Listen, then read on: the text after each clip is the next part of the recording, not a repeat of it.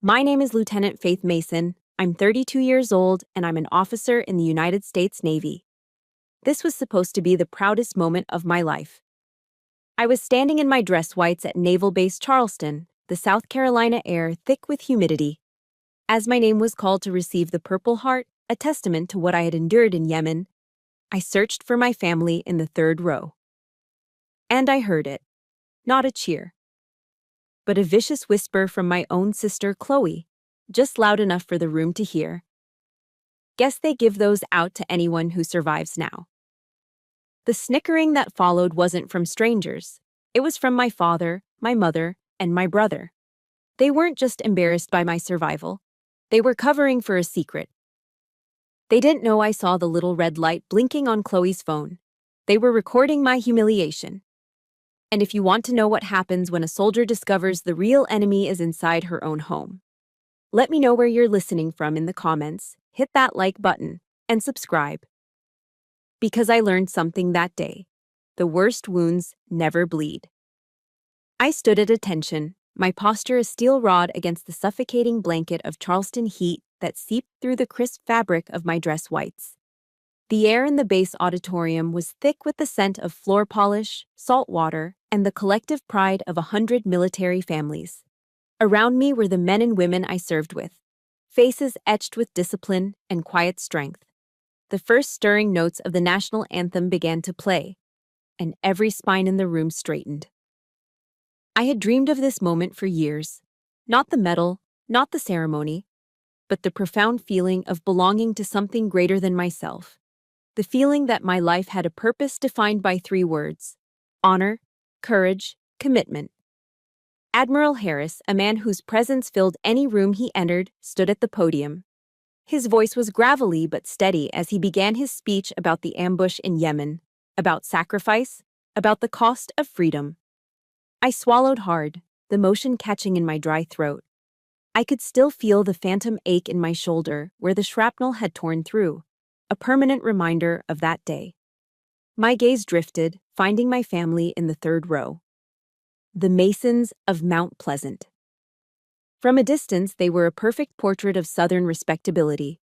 My father, Richard, the retired shipyard owner, sat with his familiar, stoic expression, his face looking as if it were carved from the same old oak he used to build his boats.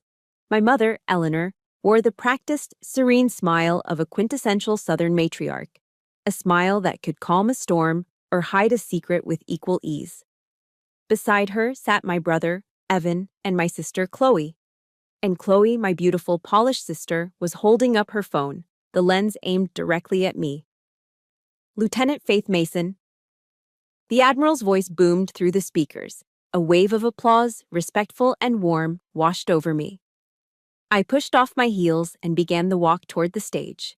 Each step was a negotiation with the shrapnel that remained embedded in my shoulder, a sharp, pulsing reminder of the cost. The polished floor reflected the bright lights above, making the world feel slightly unreal. I kept my eyes fixed on the Admiral, on the flag behind him, on anything but the growing unease coiling in my gut. And then I heard it. It wasn't a whisper, lost in the shuffling of the crowd. It was sharp, crystalline, and perfectly timed to slice through the brief lull in the applause. Chloe's voice. Oh God, look at her. I guess they give those out to anyone who survives now. The air around me didn't just chill, it turned to ice. The sound of the applause, the heat, the Admiral's waiting face, it all receded, replaced by a deafening roar in my ears. For a split second, my mind refused to process it. A joke? A poorly timed comment. But then I risked a glance. Chloe had a hand covering her mouth, but it couldn't hide the triumphant, contemptuous glint in her eyes. It was the same look she'd given me my entire life, the look that said, "You don't belong." She had always resented me for escaping the golden cage of the family shipyard, for choosing a uniform over a legacy she coveted. But I never imagined her venom could be this potent, this public. This was not just jealousy. This was a declaration of war. But what truly killed me, what shattered the last remaining piece of my naive, disciplined heart, was what happened next.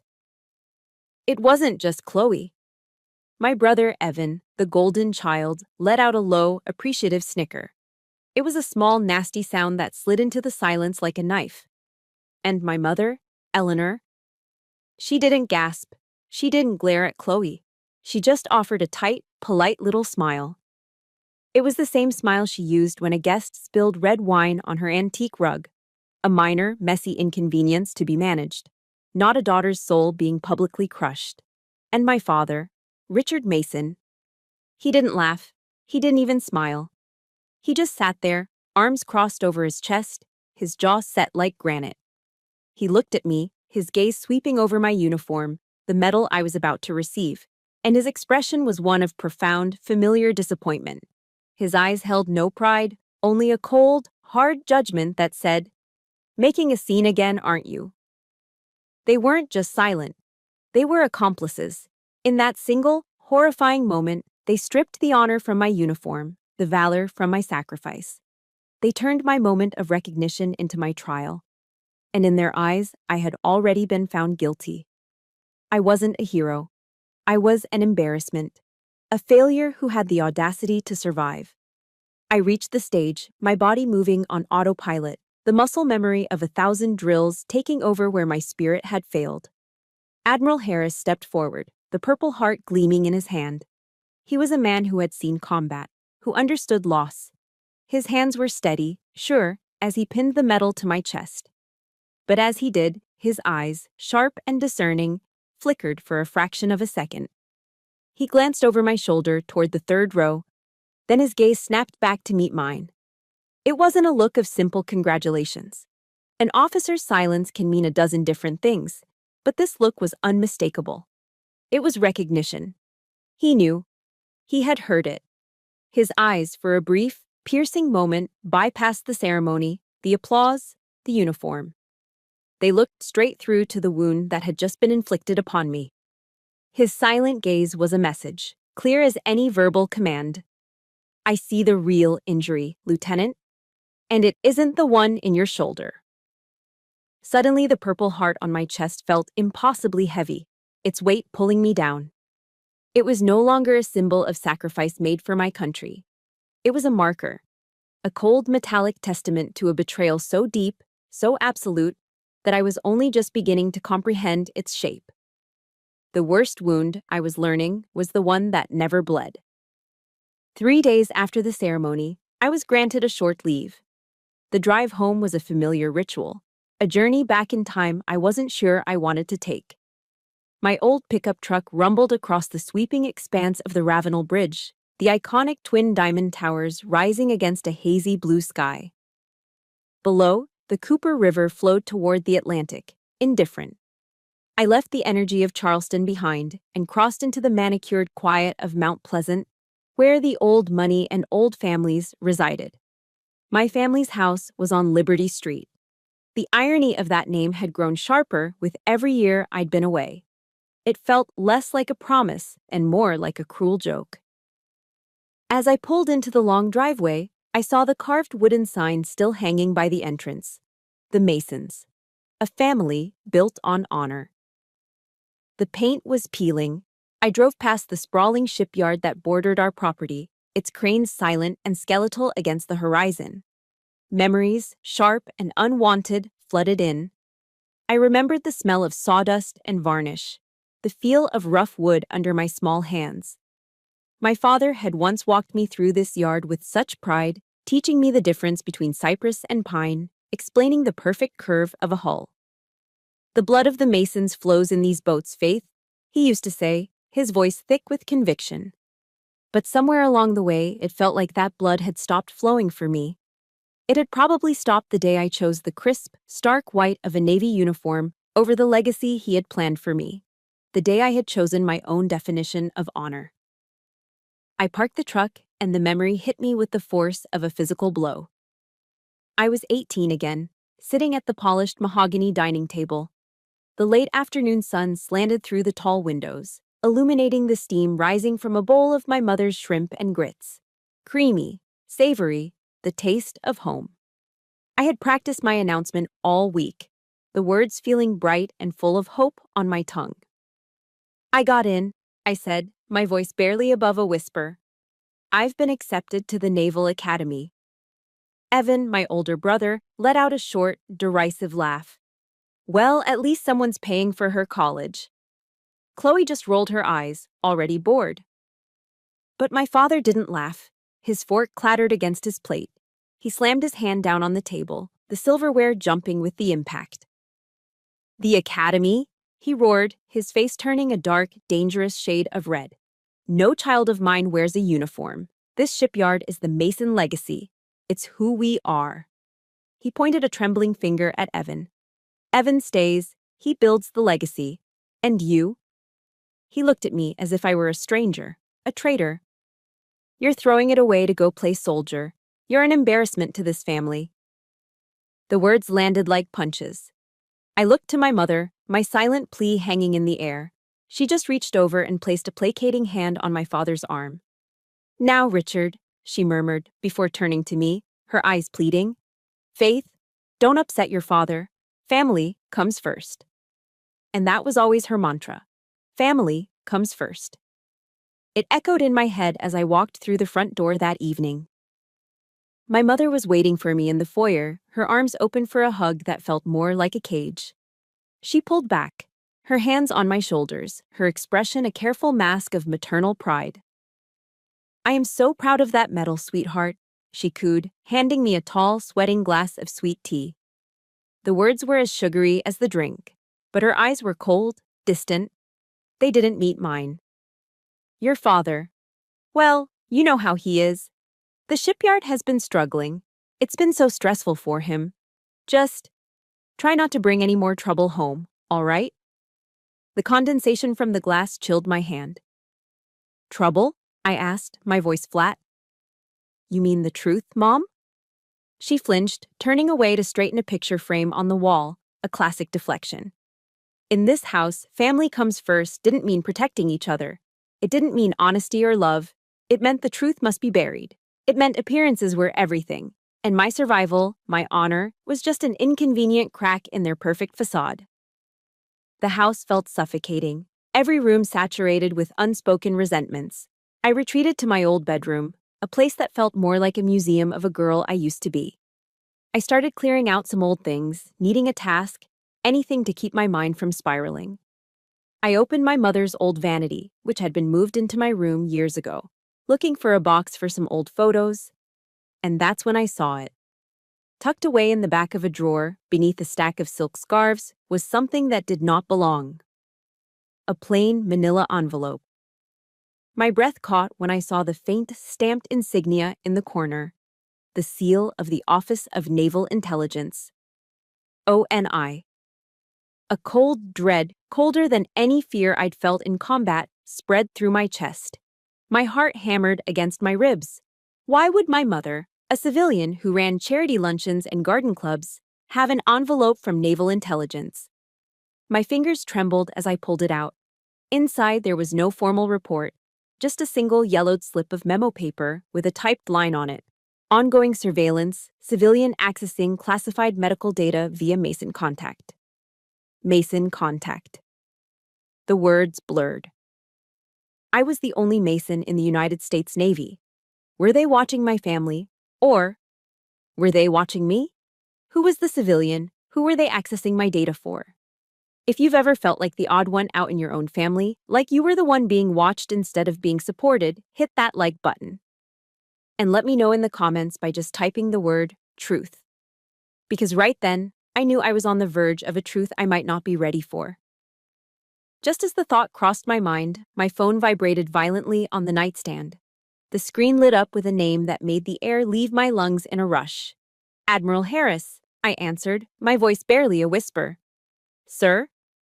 His voice was grim, stripped of all ceremony. Lieutenant, we need to talk. In private. Sleep was a luxury I couldn't afford that night. The Admiral's grim directive and the chilling words on that ONI memo, Mason contact, played on a relentless loop in my mind. Every shadow in my old bedroom seemed to stretch and twist into a new question, a new suspicion. Lying in bed, staring at the ceiling, was a form of torture. I was a soldier. I was trained for action, not helpless speculation. If there were answers in this house, I had to find them. Around 2 a.m., when the old house had settled into a deep, groaning silence, I slipped out of bed. I moved with a practiced stealth, my bare feet silent on the cool hardwood floors. My target was my father's office, his sanctuary. The one room in the house that was more his than anyone else's. The door was unlocked. I eased it open, the hinges letting out a barely audible sigh. The room was dark, but the familiar scent hit me immediately. A complex mix of metal shavings, pine wood, and the faint, sweet tang of bourbon. It was the smell of my father's power, his authority. And tonight, I was violating his inner sanctum. I didn't turn on a light, using the flashlight on my phone to cut a narrow beam through the darkness. The beam swept across leather-bound books, framed blueprints of award-winning ship designs, and a photo of him and Evan shaking a senator's hand. I wasn't in that picture. I started with the filing cabinets, shipyard invoices, tax records, supply chain logistics. A decade of a dying business laid out in manila folders. Nothing. I moved to his massive oak desk. I sifted through papers, account statements, letters. It was all meticulously organized, perfectly normal. But the knot of dread in my stomach told me the truth wasn't in the open. Then I saw it. The bottom right drawer. It was stuck, jammed tight. It wasn't locked in a conventional way. It felt more like it was wedged shut on purpose. I pulled my Navy issue folding knife from my pocket, a tool I'd used for everything from cutting rope to opening MREs. The irony was bitter. I was using a symbol of my service to pry into the secrets of the man who despised it. I worked the tip of the blade into the seam, applying steady pressure. With a sharp crack of splintering wood, the drawer gave way. My heart pounded against my ribs. Inside, there was no ledger, no incriminating document. There was just a single, crisp bank slip, stapled neatly to a business card. My flashlight beam trembled as I focused on the card. The text was simple, embossed in a stark, professional font, Maritime Research Group, MRG. The name meant nothing to me. But the bank slip beneath it meant everything. It was a deposit confirmation. Under the line item for services rendered, it read, Payment received, $7,500.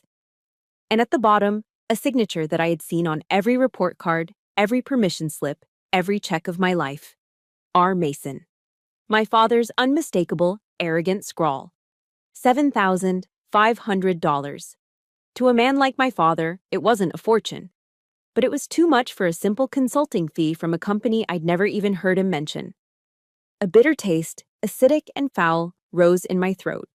He was a man who had lectured me my entire life about how honor was priceless, how a Mason's name was worth more than gold. But apparently, his had a price tag. Exactly $7,500. My hands shook as I took a series of sharp, clear photos of the card and the slip with my phone. I had my first piece of evidence, and it felt like a shard of glass in my gut. Back in my room, the silence was more oppressive than ever. I couldn't call the Admiral, not yet. This was too personal, too raw. I needed more than a suspicion. I needed to know who MRG was. There was only one person I could trust with this. I scrolled through my contacts and pressed the call button next to the name, Ethan Cole. He was my former squad mate, a cybersecurity genius who'd left the Navy to start his own lucrative private firm. He picked up on the third ring. You know, it's almost midnight in Charleston, he said, his voice warm and laced with amusement. You miss me that much, Mason? The casual humor felt like it was from another lifetime. Ethan, I need a favor, I said, my voice tight. I need you to look up a name for me. Shoot, he said. Maritime Research Group. The silence on the other end of the line was immediate and absolute. The warmth in his voice vanished, replaced by a cold, hard edge. Faith, where are you right now? He asked, his tone all business. I told him the truth, that I was at my parents' house, that I'd found something in my father's desk.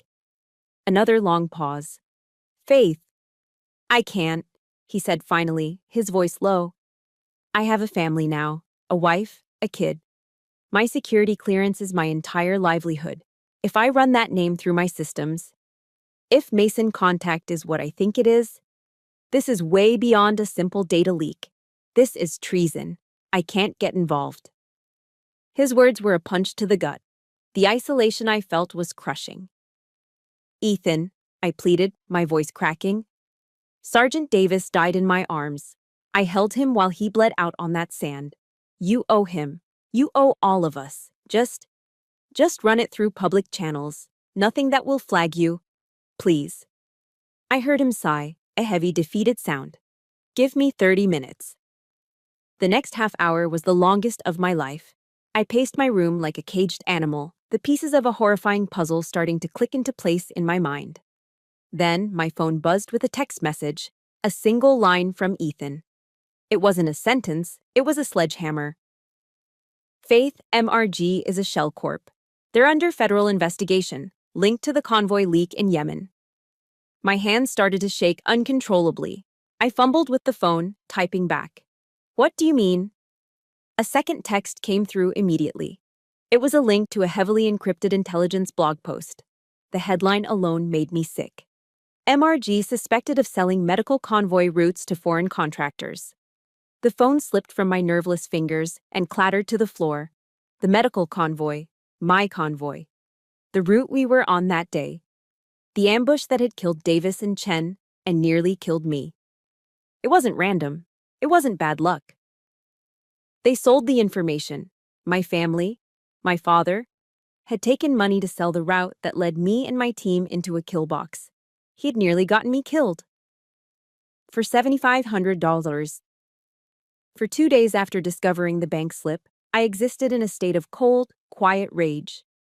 The knowledge of my father's betrayal was a living thing inside me, coiling in my stomach. I barely spoke, moving through the house like a ghost, observing them. I watched my father on the phone, his voice a low murmur. I saw my mother flitting around the house, compulsively cleaning, her anxiety a palpable hum in the air. They were watching me too. I could feel their eyes on my back, could sense their hushed conversations stopping the moment I entered a room. We were soldiers in a silent Cold War, and I was waiting for them to make the next move. It came on the third day via a text message from Chloe. Her avatar was a professionally shot photo of her smiling, perfect white teeth, perfect blonde hair. The message was sickeningly sweet. Family dinner at Hall's tonight to properly celebrate you being home. My treat. XO. Hall's Chop House, the most exclusive, old-school steakhouse in Charleston. It was a place for celebrations, for closing deals, for projecting an image of wealth and success. It was a performance. I knew instantly it was a trap, an interrogation disguised as a celebration. They wanted to gauge what I knew. Since finding that receipt, I'd become a ghost at their feast. My silence a threat they needed to neutralize. Fine. I would walk into their theater of lies. I needed to see their faces, to look into the eyes of the people who had sold me for the price of a used car. I typed back a simple reply. Sounds great. See you at 7. When I arrived, the performance was already in full swing. The hostess greeted my family by name. The low, intimate lighting of halls glowed off the dark wood paneling and crisp white tablecloths. A jazz trio played softly in the corner, the smooth notes of a saxophone weaving through the low hum of conversation and the clinking of wine glasses.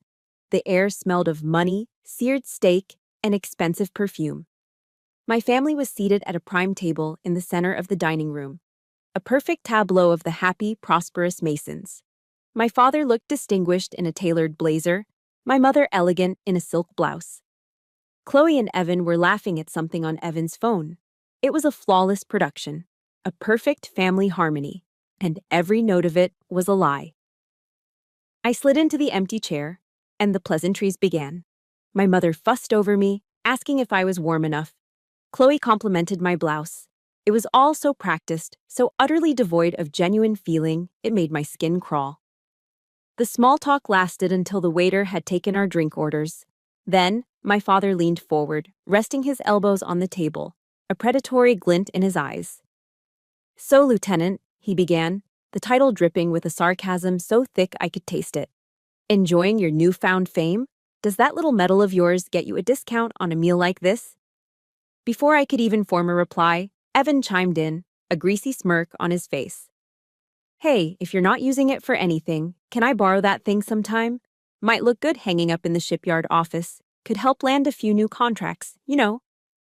They spoke of it as if it were a cheap trinket, a prop, not a symbol of my blood spilled on foreign soil, not a testament to the friends I had lost. My mother just offered a weak, fluttering laugh. Oh, you boys, she chided gently, as if they were teasing me about a new haircut. She was the peacekeeper, the one whose job it was to smooth over the cracks, to pretend the cruelty wasn't happening. My stomach churned with a nauseating mix of rage and disgust. And then, just as I was about to say something, anything, to shatter this grotesque charade, Chloe pulled out her phone and propped it up against the water glass. The little red light was on. She was live streaming. Smile, everyone, she chirped, her voice instantly shifting into her bubbly, social media influencer persona. Hey guys, just having a wonderful family dinner here at Hall's, and I'm with my absolute favorite person, my little sister and honest-to-God American hero, Faith. She panned the camera to me, her smile a blinding, predatory thing. We are all just so incredibly proud of her service to our country. It means everything to us. I watched, frozen, as her manicured thumbs flew across the screen, typing out the captions. I could see the hashtags appearing in the comment feed. Proud military family. Honor. Military strong. Support our troops. The hypocrisy was so profound, so audacious, it almost took my breath away. It was a physical sensation, like acid rising in my throat. She was a vulture, picking over the bones of my sacrifice for scraps of public validation. She was using my pain, my trauma, my service, as a currency to buy likes and followers. The same woman who had mocked my survival in a room full of soldiers was now branding herself as the proudest sister in America. I wanted to scream. I wanted to grab that phone and smash it against the wall. I wanted to flip the table and expose them for the frauds they were. But I didn't. Years of naval discipline, of learning to control my emotions under fire, took over.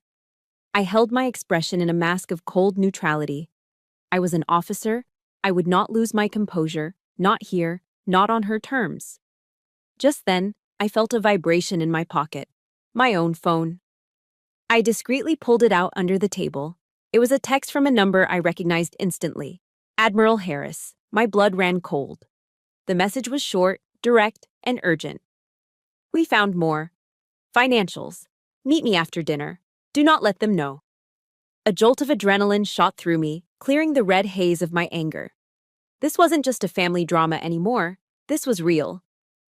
I looked up from my phone. Chloe was still cooing at her followers, oblivious. My father was flagging down the waiter for another glass of bourbon. Evan was scrolling through his own phone. They had no idea. The game had just changed. I carefully placed my napkin on the table and stood up, my movements calm and deliberate. Excuse me, I said, my voice even. I need to use the restroom. All eyes turned to me. My mother's held a flicker of concern, Chloe's a flash of annoyance at having her live stream interrupted. But it was my father's gaze that held me. It was sharp, suspicious, analytical. He was watching my every move, trying to read me. He knew something was wrong. I turned and walked away from the table, feeling the weight of his stare on my back. The performance was over. The real battle was about to begin. I didn't go to the restroom. I walked straight past it, through the crowded restaurant, and out the heavy front doors into the humid Charleston night. The valet barely had time to bring my truck around before I was in it, turning the key, my heart hammering a frantic rhythm against my ribs. I drove with a focus I usually reserved for combat situations, my mind a blank slate of adrenaline and purpose. The meeting point was a deserted parking lot overlooking the harbor, a place where the lights of the Ravenel Bridge reflected like scattered diamonds on the dark water. Admiral Harris was already there, waiting in his unmarked sedan.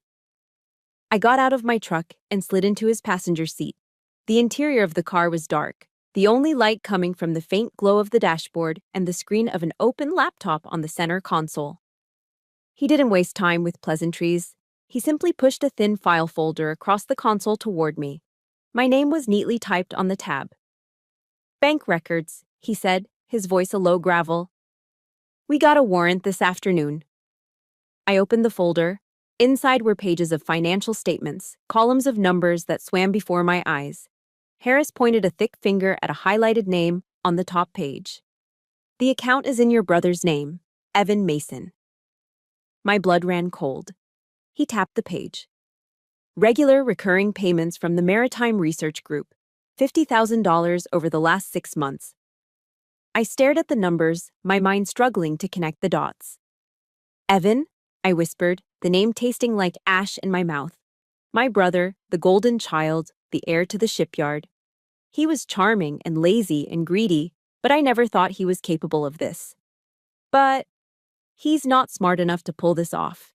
He doesn't know anything about military logistics." "Exactly," Harris cut in, his voice grim. "He wasn't the brains. He was just the courier." He closed the bank file and turned the laptop to face me. On the screen was a classified intelligence report, heavily redacted with black bars. But one section was left clear. Harris pointed to the final 2 lines of a summary paragraph. They read, "Intel provided by E. Mason, verified by R. Mason, E. Mason, R. Mason." My brother was the source, my father was the verifier. The air in the car suddenly felt thin, unbreathable. As a naval officer, I understood the chain of command, the protocols for intelligence. Verification was everything. It was the stamp of legitimacy that turned raw data into actionable intel. My father, with his decades of experience, his reputation as a master shipbuilder, his network of contacts in the maritime industry, he had used his credibility to validate the information my brother had somehow stolen. Stolen from where? From my emails? From my phone calls? Had they been spying on me all along? This wasn't a family squabble over money anymore. This wasn't just a betrayal. This was treason. A father and son conspiring to sell information that got American soldiers killed. My hands were shaking. "Sir, what are my orders?" "Your orders, Lieutenant," Harris said, his gaze hard as steel, "are to go home. Act normal. Do not engage. You are now a material witness in a federal investigation. We handle it from here." I drove away from the harbor in a daze, my mind a maelstrom of shock and horror. The city lights blurred into streaks of color. How could I act normal? How could I walk back into that house and look at them, knowing what I knew? Halfway home, my phone rang. A blocked, unknown number. I answered on instinct. "Stop digging, Ms. Mason." The voice on the other end was flat, metallic, and utterly devoid of emotion. "You don't want the answers you're looking for." A chill snaked down my spine. I slammed the phone down, ending the call, my heart pounding. I glanced in my rearview mirror. A pair of headlights that had been behind me for the last few miles suddenly seemed too close, too persistent. A large black pickup truck. It mirrored my every turn. The message was clear. This was real. The danger wasn't just a file in an admiral's office. It was here, on the road with me. They weren't just selling information. They were willing to kill to protect their secrets. They had tried to kill me once in Yemen. Now, they were ready to try again in South Carolina. When I finally pulled into the driveway, my hands slick with sweat on the steering wheel.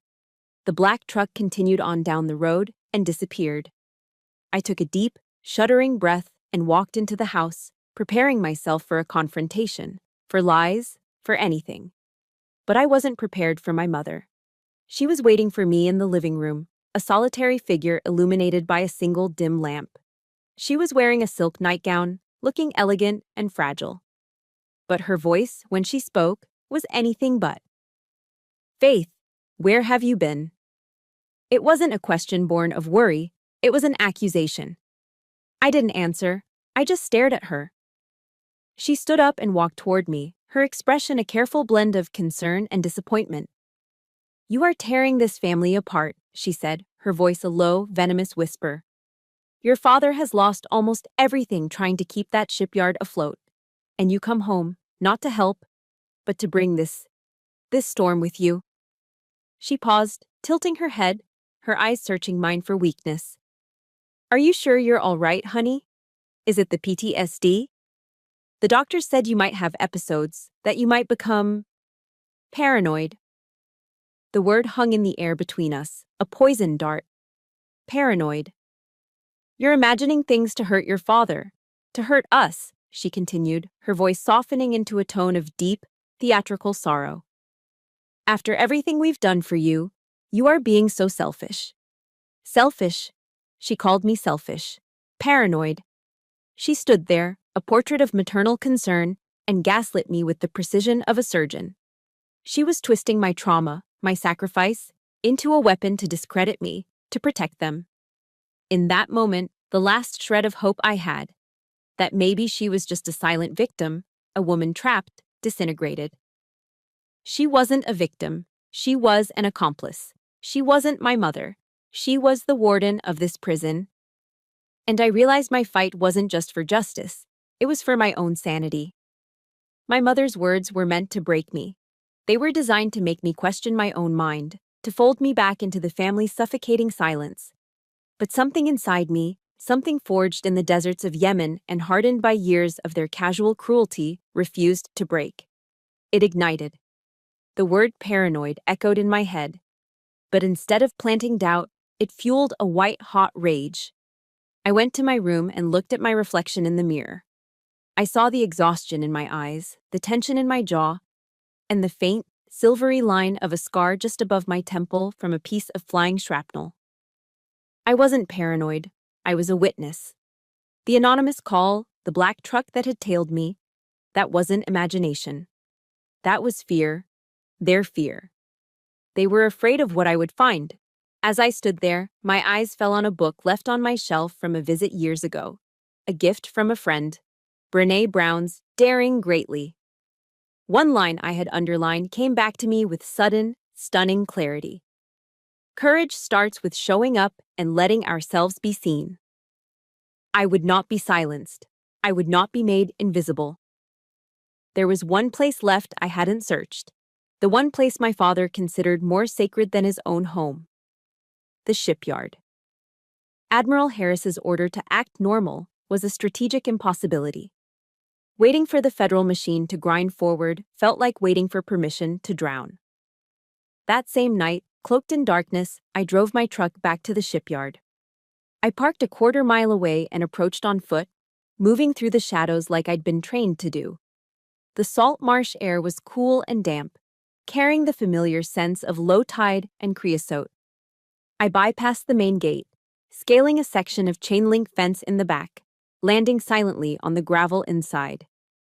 The yard was a ghost town of sleeping machinery and half-finished hulls, their skeletal ribs stark against a moonless sky. I had one target, my father's main office, the nerve center of his fallen empire. This time, I wasn't looking for paper. In today's world, the real secrets weren't in ledgers, they were on drives. I swept the office with my phone's flashlight, my senses on high alert. The main computer tower was clean, wiped of anything useful, I was sure. But my father was old school. He believed in physical backups. My eyes scanned the room, settling on a heavy, old-fashioned steel safe tucked away under his massive desk, coated in a fine layer of sawdust. It wasn't a high-tech model, just a simple combination lock he'd probably had for 30 years. I knew the combination. It was my mother's birthday. The painful irony was not lost on me. With a heavy clunk, the door swung open. Inside, amongst dusty metals from the Chamber of Commerce and a bottle of expensive scotch, was a small black external hard drive. A simple white label was stuck to the top, with 3 letters and 4 numbers written in my father's sharp handwriting, MRG Reports, 2022. My heart felt like it was going to beat its way out of my chest. This was it. I didn't dare plug it into his computer. I took it, along with a company laptop from a side office, and retreated to the cavernous, echoing silence of a fabrication shed. I sat on an overturned bucket, the laptop balanced on my knees, and plugged in the drive. The screen flickered to life. A single folder appeared. I clicked it open. It was a flood. Hundreds of emails, spreadsheets, and encrypted communications. I saw the threads immediately. Correspondence between an anonymous email address I knew had to be Evan, the tone was too arrogant, the grammar too sloppy, and someone identified only as MRG consultant. They were discussing shipping lanes, cargo manifests, security patrol schedules. It was all there. A detailed chronicle of their treason. My finger scrolled relentlessly down the list of emails, schedules, invoices, status updates, and then I saw a subject line that made the blood freeze in my veins. It was an email from Evan to my father. It read, "Keep this from Faith. Schedule updated." I clicked it open. My eyes scanned the contents. A revised timeline for a series of medical convoys moving through a volatile province in Yemen. The date on the email was 3 days before the ambush. They knew. They knew my exact schedule. This wasn't a case of them selling random information that I just happened to get caught up in. They had sold the specific, detailed route of my convoy, knowing full well I would be on it. They had actively and deliberately hidden it from me. They had offered me up as collateral damage, a pawn to be sacrificed. My vision blurred. A wave of nausea washed over me. I forced myself to keep digging, my actions now purely mechanical. There was one more file in the folder, a password-protected PDF.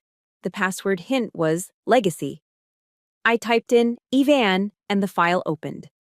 The title at the top of the page read, Yemen Convoy. After Action Report. It was an internal assessment from MRG, detailing the outcome of the attack. It listed the assets destroyed, 2 armored vehicles, 1 transport truck, medical supplies, and then the casualty list. My breath hitched in my throat. I saw the name of Sergeant Davis. I saw Corporal Chen's name right below it. And then, at the bottom of the page, under the heading, Confirmed Casualties, and a subsection titled Wounded in Action, was my own name, Blutine Faith Mason. And beneath it all, at the very bottom of the report, was a digital signature authenticating the document. A final stamp of approval. R. Mason. He had signed off on it. He had seen my name on a casualty list, a list his actions had created, and he had electronically signed his name to it. He had rubber-stamped the murder of my men and the near death of his own daughter. A sound escaped my throat, a raw, ragged sob that was swallowed by the immense, empty space of the shed. If you have ever uncovered a truth so devastating it brought you to your knees, please support this story by hitting that like button. And in the comments, just type the word courage. If you believe that finding the truth, no matter how painful, is the ultimate act of courage. My training kicked in, a lifeline in the overwhelming sea of grief and betrayal. I copied the entire drive onto the laptop. I connected to the shipyard's Wi-Fi. And with trembling fingers, I sent the entire unredacted cache of data to Admiral Harris's secure email address. My phone rang less than a minute later. It was him. "Lieutenant, what is this? Where did you get this?" "The shipyard, sir. It was in my father's safe." There was a moment of stunned silence on the other end. "Faith, this is a matter of national security now. You went against a direct order. Your new order is to stand down, say nothing, do nothing. Is that understood?" I looked at the casualty report still glowing on the laptop screen. I saw Sergeant Davis's face. I heard his last words, and I knew I could not be silent any longer. My voice when I spoke was broken but clear. "With all due respect, Admiral," I said, the tears finally falling, hot and fast, down my face. "Silence is what got my men killed." The morning after I sent that hard drive to Admiral Harris, all hell broke loose. I woke up in the temporary housing the Navy had quietly arranged for me to the sound of my phone buzzing incessantly. A local news alert was the first thing I saw. The headline felt like a detonation. Prominent Mount Pleasant shipyard family in federal probe for military intel leak. Beneath it was a picture of my family's pristine home, now marred by the sight of 2 dark blue FBI sedans parked in the driveway. It was everywhere. On every local Charleston news station, on every morning show. The Masons, the pinnacle of Southern honor, were now the subjects of a federal treason investigation. My phone rang, and it was my mother. I almost didn't answer, but some morbid curiosity made me accept the call. I was met with a storm of hysterical sobs. "You've ruined us, Faith," she wailed, her voice thick with panic and accusation. "How could you do this to your own family? To your father?" A cold, hard fury I hadn't known I possessed rose up from my core. "Family!" I shouted into the phone, my voice shaking with rage. "You want to talk about family? You stood by while he signed my death warrant. You are not my family." I ended the call, my hand trembling, the sound of her sobs still echoing in my ear. But that was just the opening salvo. The main attack was yet to come. An hour later, Chloe launched her weapon. It appeared on her Instagram, her Facebook, and was quickly picked up by local blogs. It was a masterfully produced video, shot in what looked like her perfectly decorated living room. She was wearing a soft cream-colored sweater, her makeup was flawless, and her eyes were glistening with well-rehearsed tears. The title was a stroke of manipulative genius. My Sister, the Hero.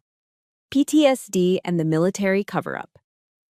"My sister Faith is a hero," she began, her voice trembling artfully. "She served our country with bravery, and she was wounded. She was hurt, and she hasn't been the same since." She paused, dabbing at a tear that never fell. "She's been suffering from severe PTSD. She's unstable. And I believe she is being manipulated by certain people in the military to create this horrible story about our family." The video then cut to clips from the award ceremony. She had edited the footage to make me look disoriented and confused. She used a shot of me flinching when the applause got loud, framing it as a symptom of my instability. She implied that this entire treason investigation was a delusion, a paranoid fantasy I'd concocted to hurt the family that only ever wanted to help me. She twisted my trauma into a weapon and my service into a sign of insanity. In the space of 3 minutes, Chloe had transformed me from a victim and a whistleblower into a dangerous, mentally ill villain. She had assassinated my character with brutal efficiency. The video went viral in our community. The narrative was just too compelling. The tragic story of a wounded veteran lashing out at her loving, supportive family. The comments were a tidal wave of sympathy for them. The hashtag started trending in the Low Country. Save Faith from herself. It was brilliant, it was vicious, and it was working. It wasn't just an attack on me personally, it was a direct assault on my career and my credibility as an officer. A naval lieutenant with paranoid delusions? I was finished. My word meant nothing. The official call came that afternoon. It was Admiral Harris. His voice was strained, heavy. "Lieutenant, I've seen the video. The brass is getting nervous. The optics are challenging." He sighed. "I'm placing you on temporary administrative leave. It's an official order. It's to protect you and to protect the integrity of the investigation from these accusations." The line went dead, and I sat there in the sterile silence of the apartment, the words echoing in my ears. Administrative leave. It was a suspension. I was being sidelined, benched, isolated.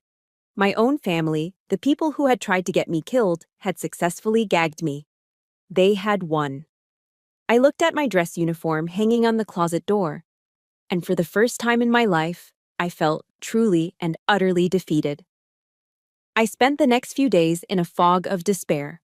I felt like a ghost, stripped of my rank, my purpose, my voice. The world I had dedicated my life to had turned its back on me, all because the lies of my family were more palatable than the ugly truth. I felt like I had lost everything. Then, one afternoon, there was a knock at the door. I opened it to find a delivery driver holding a small brown paper package. I took it inside, my hands moving slowly, numbly. There was no return address. I tore it open. Inside, nestled in tissue paper, was a handwritten letter on simple, elegant stationery. I unfolded it. The handwriting was neat, feminine, and slightly shaky. "Dear Lieutenant Mason," it began. "My name is Sarah Davis. I am Sergeant Michael Davis's mother." My heart stopped. I had to sit down, the letter trembling in my hands. My husband and I have been following the news from Charleston, the letter continued. We've seen the videos and the terrible things they are saying about you. I need you to know that we do not believe a single word of it. We know you. We know you were with our Michael in his final moments. We know you fought to bring our boy home. You never gave up on him then, and we know you are not giving up on the truth now. A tear I didn't know I had in me splashed onto the page, smudging the ink. Thank you for not letting our son's sacrifice be forgotten. Thank you for speaking the truth, no matter the cost. You are our family now. I clutched the letter to my chest, the paper crinkling in my fist. A ragged sob broke from my throat, then another. It wasn't a sob of despair, but of profound, aching relief. This piece of paper held more honor, more love, more truth than my family had shown me in a lifetime. This was my real medal. This was the family I'd been fighting for. This was the reason I couldn't give up. Not now, not ever. The military hearing room at the Charleston Naval Base was as cold and silent as a tomb. The air was still, heavy with anticipation.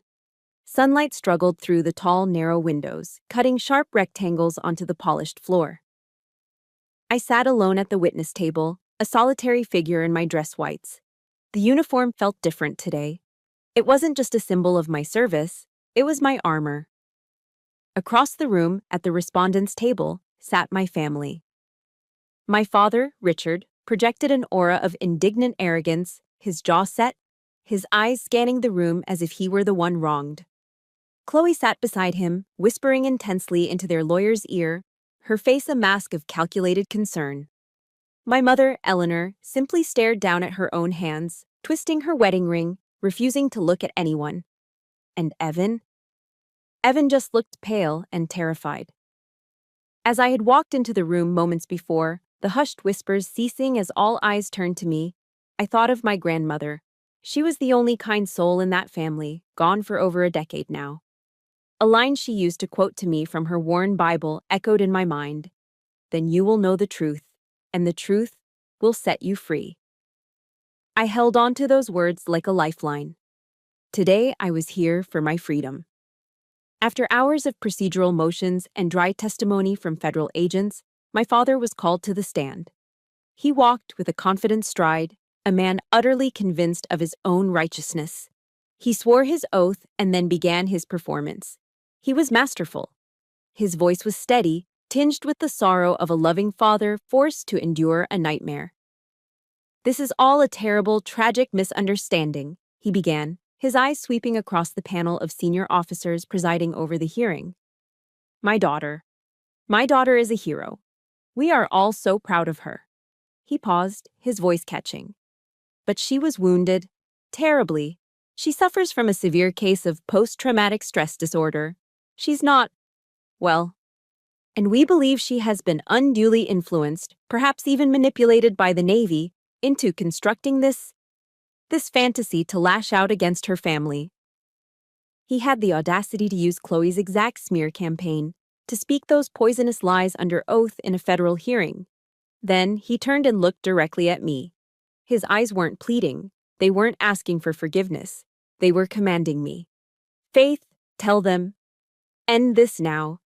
Even here, even now, after everything, he still believed he had control over me. He still saw me as a disobedient child, not a witness to his treason. I met his gaze and held it, my expression as unyielding as the granite of his own shipyard. I would not break. When my father's testimony concluded, the lead prosecutor turned to Admiral Harris. Admiral, does the Navy have any rebuttal to Mr. Mason's claims regarding Lieutenant Mason's mental state? Admiral Harris stood, his presence commanding the room's full attention. We do not have a rebuttal, he said, his voice calm and clear. We have evidence. The lights in the room dimmed, and a large screen behind the panel flickered to life. The first documents appeared, the emails from the hard drive. Evan's careless words, his father's cold instructions. Then came the bank records.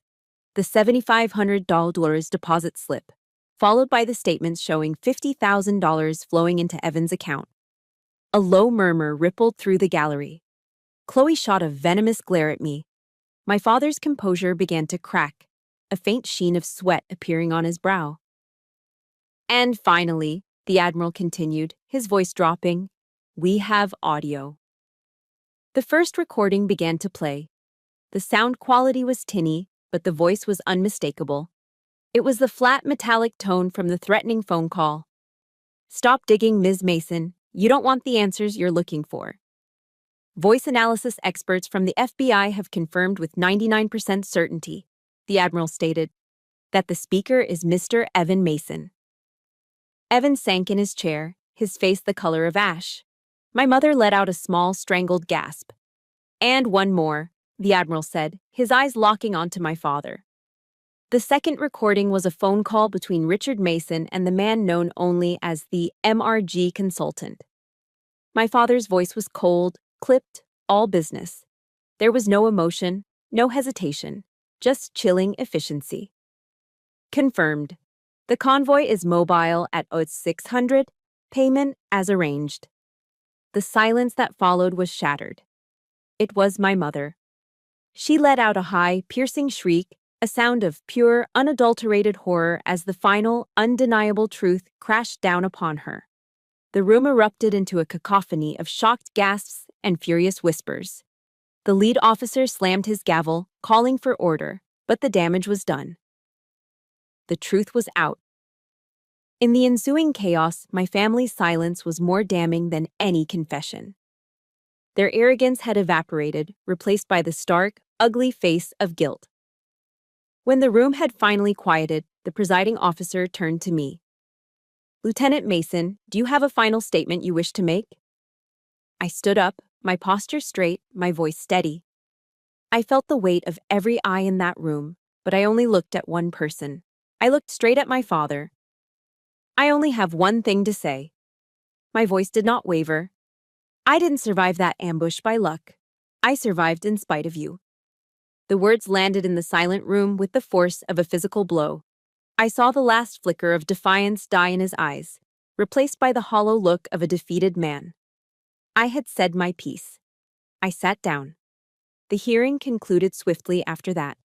As the officers prepared to give their final summary, Admiral Harris stood one last time and addressed my father directly, his voice ringing with the authority of a lifetime of honorable service. Mr. Mason, he said, his words a final, damning verdict. True courage isn't found on a medal. It's found in the willingness to speak the truth, especially when it means standing against your own blood. This hearing is concluded. 3 months passed. The storm of the hearing gave way to a quiet, unsettling calm. The aftershocks rolled in not with a bang, but with the cold, impartial voice of a news anchor on the television. I sat in my sterile, temporary apartment, watching the local evening news. A photo of my father and Evan, stern and unrepentant in dark suits, flashed on the screen. The anchor read the verdict with practiced solemnity. Richard and Evan Mason, sentenced to 20 years in federal prison for treason and conspiracy. Chloe Mason, 5 years for obstruction of justice and witness tampering. Eleanor Mason, 2 years probation for misprision of a felony. Justice. It was served. The words should have brought a sense of victory, of vindication. But as I sat there in the silence, there was no triumphant surge. There was only a profound and hollow emptiness. I had won. But in doing so, I had systematically dismantled the entire architecture of my life. My family was gone, imprisoned, disgraced, or estranged. My career, the very bedrock of my identity, was in limbo, floating in a sea of administrative leave and political complexities. I had won the war, but I was standing alone on the battlefield, surrounded by the wreckage of what used to be my life. I had lost everything. A few days later, there was a knock on my door. I wasn't expecting anyone. I opened it to find Admiral Harris standing there, not in his starched uniform, but in a simple polo shirt and jeans. He was holding 2 steaming cups of coffee from a local shop. The gesture was so simple, so unexpectedly kind, it caught me off guard. Just thought you could use a decent cup of coffee, he said, his smile small but genuine. Figured you were tired of the government issue stuff. I stepped aside and let him in. We sat at my small dining table, the silence comfortable between us. We didn't talk about the hearing or the sentencing. We just sat, sipping the hot, dark coffee, watching the afternoon light slant through the window. Finally, he set his cup down and looked at me, his expression serious. "Your career, Faith," he began, choosing his words carefully, "is complicated. By exposing this, you've embarrassed some very powerful people. You've revealed a vulnerability they didn't want to admit existed." He paused, and I braced myself for the bad news I knew was coming. But what he said next wasn't what I expected. "But you also reminded every one of us what our core values, honor, courage, commitment, actually look like in practice. They aren't just words we print on posters." He leaned forward slightly, his gaze unwavering. "Whatever happens next, whatever the board decides, I want you to know that I am proud to have served with you, Lieutenant." The words hit me with the force of a tidal wave. Proud. It was the one word I had spent my entire life trying to earn from my own father and had never received. Hearing it now, from this man who embodied the very honor my father had only pretended to have, was everything. A dam I didn't even know I had built inside me broke. And for the first time in months, I cried. Not tears of rage or grief, but of a quiet, overwhelming gratitude. He wasn't my admiral in that moment. He was the father I never had.